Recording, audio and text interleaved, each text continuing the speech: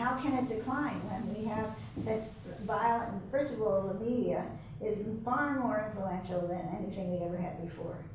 So that this endless violence that everyone is exposed to all the time.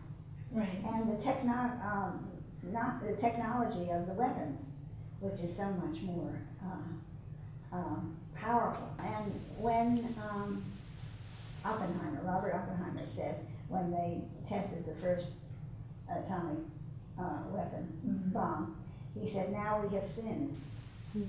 And we have.